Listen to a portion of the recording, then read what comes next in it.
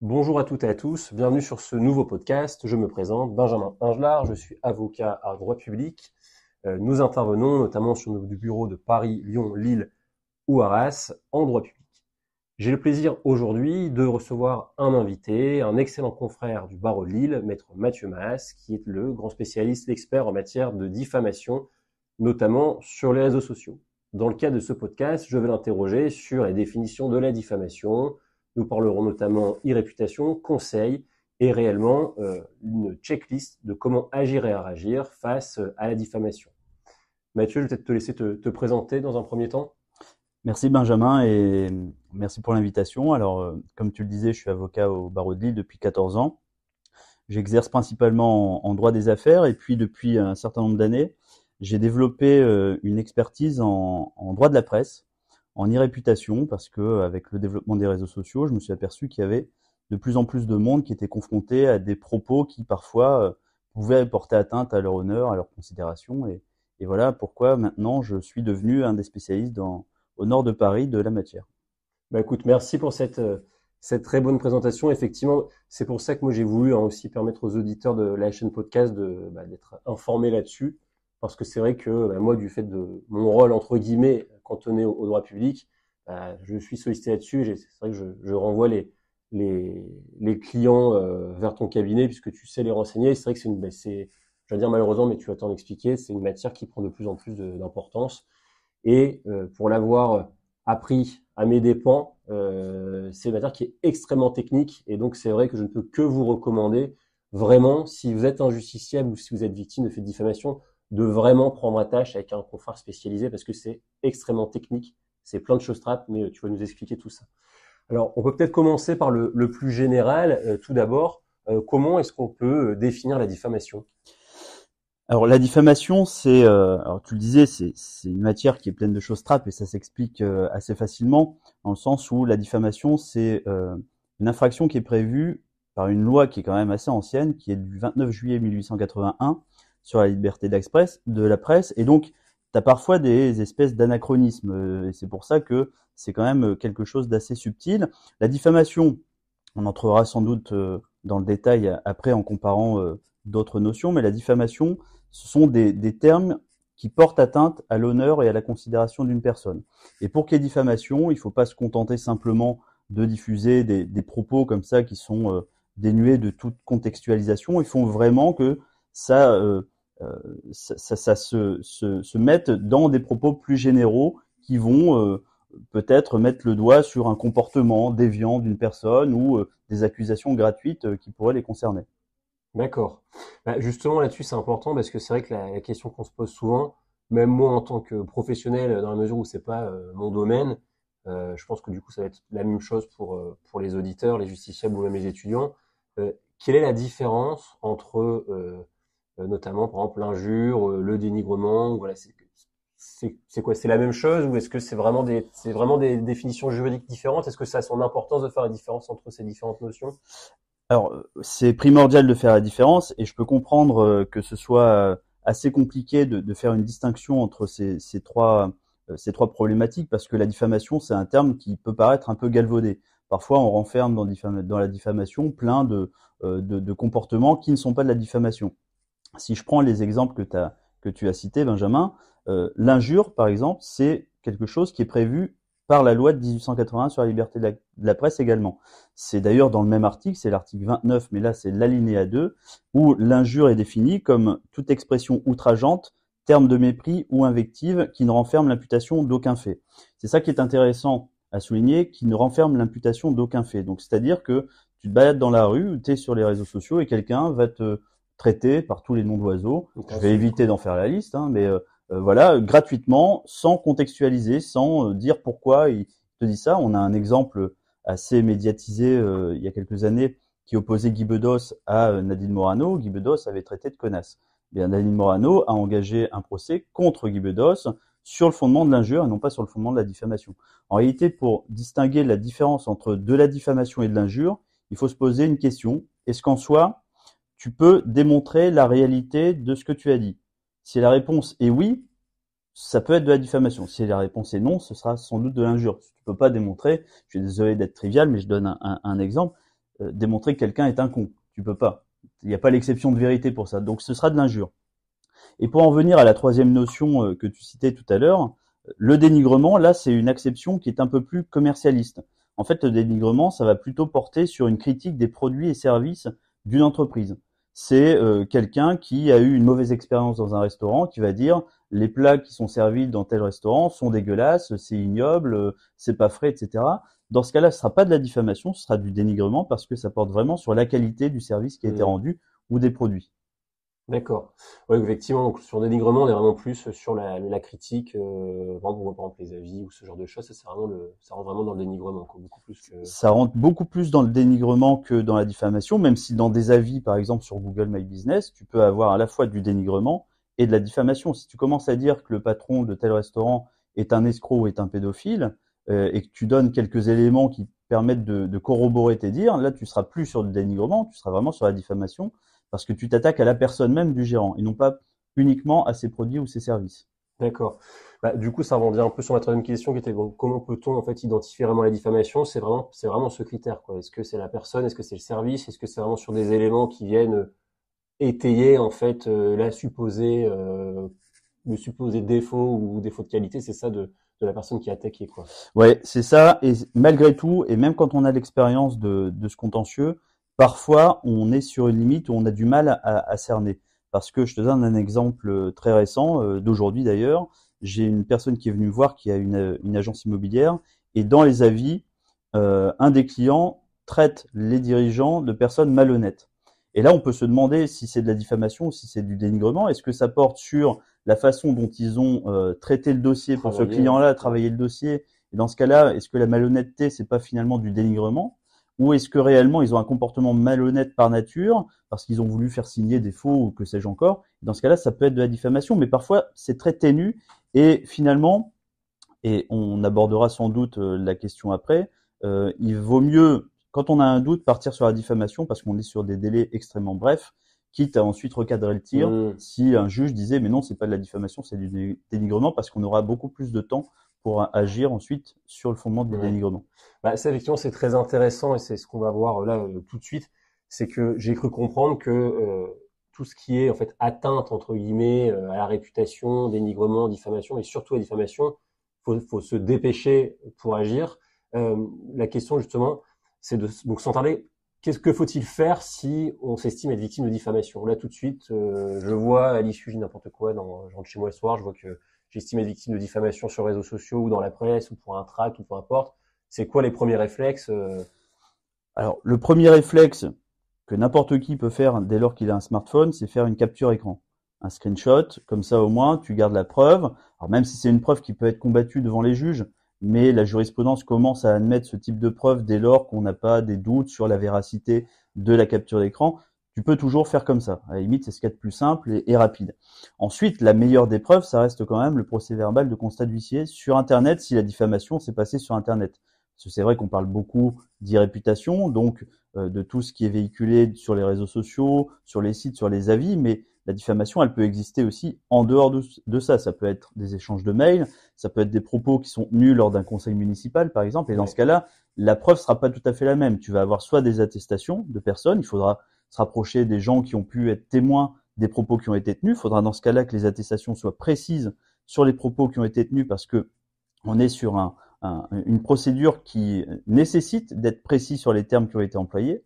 Mais pour en venir à des propos qui seraient diffamatoires sur Internet, le procès-verbal de constat d'huissier, il est primordial parce qu'au moins on est certain que un professionnel qui est un officier ministériel va pouvoir dire à tel moment, j'ai constaté sur tel site, sur telle page, sur tel réseau social qu'il y avait cette publication-là.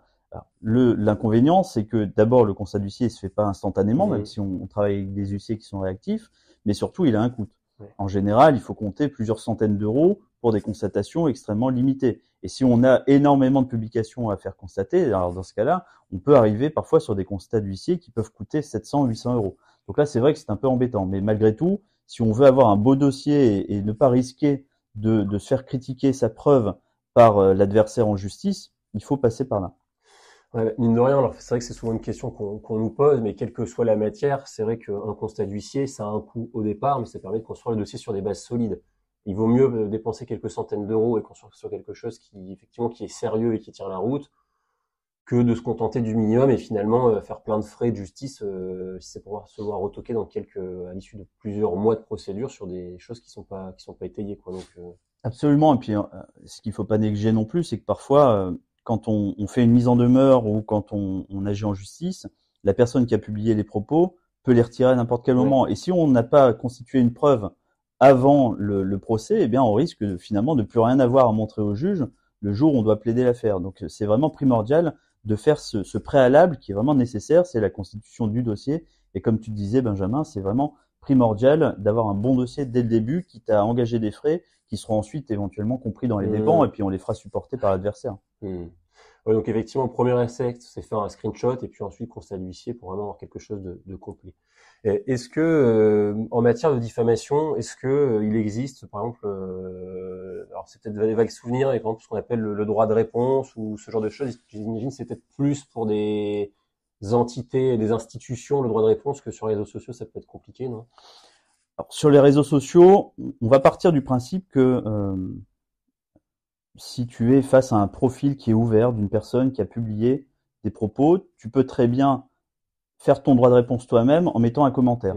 C'est ça. C'est comme sur les sites de journaux, parfois en matière de presse, on va te refuser ton droit de réponse. Le directeur de la publication peut te refuser le droit de réponse s'il te dit vous aviez la possibilité de mettre votre commentaire en dessous de l'article gratuitement et Ouais. donc par conséquent je n'ai pas à moi à publier votre droit de réponse. Mais si tu es dans la presse classique, la presse écrite, tu as effectivement ce qu'on appelle le droit de réponse. Alors qui ne concerne pas uniquement la diffamation, qui peut concerner des rectifications sur des choses qui sont un peu erronées dans la façon dont le journaliste a pu traiter d'une affaire. Et dans ce cas-là, et là où il faut être attentif, c'est qu'on est sur le même délai que la diffamation pour agir. C'est-à-dire que tu as 3 mois à Ouais, compter de la d'accord. publication. Et parfois, les personnes pensent que tant que la publication reste en ligne, le délai de prescription ne court pas. Ce qui est faux, c'est à compter du moment où c'est publié, La en mise en ligne, général, quoi, la la publication. mise en ligne. Tu publies un commentaire sur Facebook, tu vas avoir la date. Et donc, c'est à partir de cette date-là que tu feras courir ton délai de 3 mois. Et au-delà de 3 mois, c'est terminé, il n'y a plus rien à faire. Ouais, d'accord. Il faut vraiment être extrêmement vigilant Il faut sur le être droit de extrêmement réponse, quoi. vigilant. Et c'est vrai que ce droit de réponse est calqué là-dessus. Alors, sachant que le droit de réponse, c'est une faculté que tu as. C'est quelque chose qui est à manier avec parcimonie. Il faut être extrêmement réactif. Ça sert à rien de demander un droit de réponse 2 mois après la publication.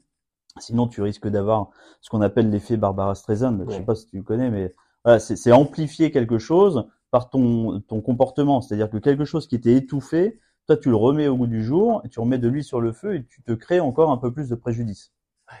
Ouais, c'est fait Barbara Streisand, c'était avec la photo de sa villa, c'est ça, où elle avait Ouais, attaqué, mais trop tardivement, du coup, enfin, elle avait porté l'attention sur ce sujet qui avait, en fait, attiré l'attention de personne et, bah ouais, c'était à l'issue d'une étude géologique. Personne n'avait vu la villa de Barbara Streisand et elle a cru que c'était une atteinte à l'intimité de sa vie privée. Elle a engagé un procès et puis bah, à partir de ce moment-là, alors qu'il y avait peut-être 1000 personnes qui avaient vu la publication du géologue, ben les journaux en ont on en fait a des parlé, choux quoi. gras, quoi. Ouais. Alors, et sur la diffamation, bon, voilà, je suis victime, donc on est victime de diffamation. Quel type d'action il faut entreprendre? C'est quoi, on parle d'action pénale, d'action civile, les deux? Alors tu vas pas pouvoir cumuler les deux. Il va falloir faire un choix. Alors, on parle plus du droit de réponse qui est finalement peut-être une réaction précontentieuse, Ouais. mais là, tu es dans l'optique de vouloir obtenir remboursement, paiement de dommages et intérêts parce que tu estimes que ton Là, on honneur a attaque, en été fait. bafoué, Ouais. t'attaques. Ouais. T'attaques en justice et la petite subtilité de la diffamation, même si c'est un délit, en réalité, tu as la possibilité d'agir soit devant les juridictions civiles, c'est-à-dire Ouais. que tu engages un procès, alors soit en référé devant le tribunal judiciaire compétent, soit une action au fond, également devant le tribunal judiciaire compétent, soit tu choisis la voie pénale. Moi, c'est vrai que je choisis souvent la voie pénale, d'abord parce que j'ai remarqué que j'ai un traitement judiciaire qui est plus rapide. Donc déjà En pour le pénal, c'est plus client, rapide. c'est plus rapide parce que sinon tu vas te retrouver, sauf si tu fais un référé et encore, mais tu risques de te retrouver avec une procédure au fond qui va durer peut-être 1 an et demi, 2 ans, parce qu'il va y avoir peut-être La mise des en état, incidents, il y a la etc. mise en état, le temps que ce soit plaidé, etc. Donc au pénal, si j'ai l'identité de la personne qui a publié les propos, je fais une citation directe, en général, 8 mois après, j'ai une décision. Donc souvent, je choisis cette voie pénale. Mais on a le choix, sachant que la procédure est calquée de la même manière que ce soit au civil ou au pénal. C'est-à-dire que tu as des choses qui sont un peu incongrues, c'est que même en civil, si tu fais délivrer une assignation à l'auteur des propos, tu dois dénoncer cette assignation au parquet, alors même que tu es dans une instance civile. Ah oui. Ça peut se comprendre en matière pénale, en matière civile, c'est quand même assez... C'est quoi l'utilité de...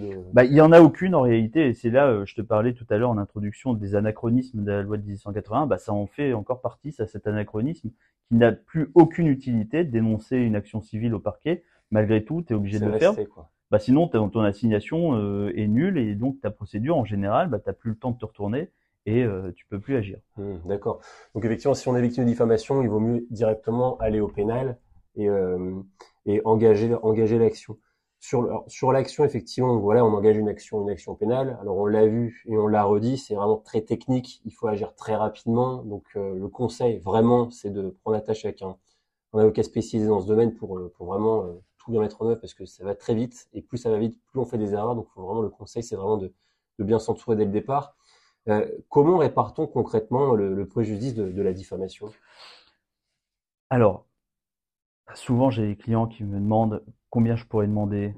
Je leur dis, écoutez, vous n'êtes pas Patrick Bruel, vous n'êtes pas Marion Cotillard. Donc c'est vrai, et même eux ont du mal à obtenir des dommages d'intérêt quand même assez conséquents. Ne vous attendez pas à obtenir des dommages d'intérêt vraiment conséquents. On est sur une évaluation qui est au doigt mouillé. En réalité, il n'y a pas de barème, donc c'est du préjudice moral.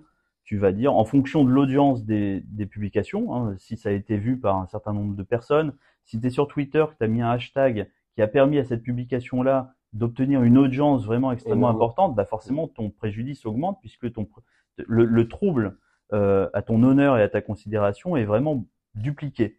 En général, on est sur quelques milliers d'euros de dommages et intérêts. Ça dépendra vraiment des circonstances. Ça dépendra quelles sont les répercussions que ça a pu avoir sur la santé mentale ou physique de la victime, hein, parce que parfois il y a des personnes qui tombent en dépression.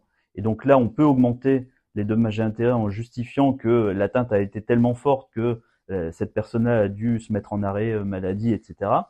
Mais ce sera vraiment quelque chose de forfaitisé en fonction de chaque dossier. Alors après, là où ça peut avoir aussi son intérêt, c'est que on peut faire des demandes accessoires qui portent sur euh, l'interdiction ou l'astreinte tendant à supprimer les propos. C'est ce que j'allais dire. En fait, il y a Ouais. le préjudice qui est important, mais ce qui est surtout important, c'est aussi que ça disparaisse. Mais oui, oui, parce que c'est vrai que si ça ne disparaissait pas, ça voudrait dire que Ça tu as été continue. indemnisé de ton préjudice à un instant T, mais ton préjudice, il va encore augmenter, tu pourras plus agir en justice.